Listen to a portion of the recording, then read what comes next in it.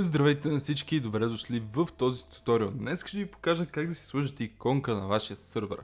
Първото и най-важно нещо е да имате някакво изображение. Примерно за целта на този туториал аз си избрах ето това изображение, което е 500 на 500. Много важно нещо, което трябва да разберете преди да продължим към следващата стъпка на това видео е, че изображението ви трябва да е в квадратна форма. Защото просто ще ви улесни работата, когато слагате самата иконка и когато я ресайзвате. В случая нека си изтеглиме това изображение на нашия десктоп и отидеме в някакъв онлайн ресайзър.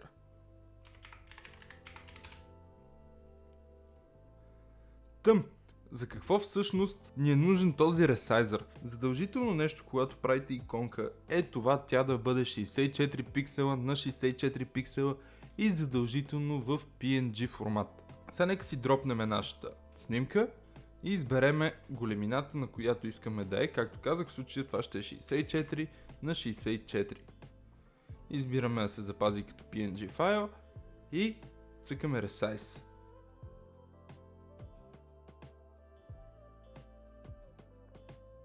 И готово!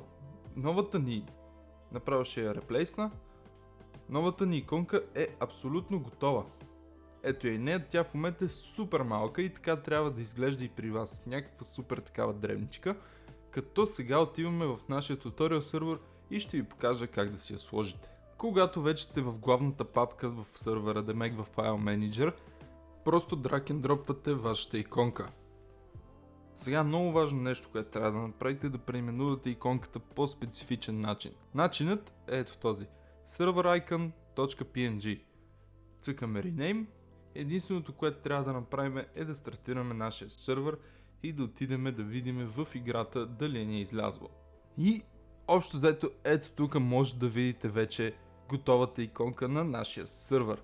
Това е общо взето всичко от този туториал. Надявам се да ви е бил полезен. Не забравяйте да разгледате и нашите уроци за различни типове игри на нашия вебсайт. И ако имате проблеми или въпроси, моля не се колебайте да се свържете с нашия екип или чрез нашата клиент зона, или в нашия Discord сервер.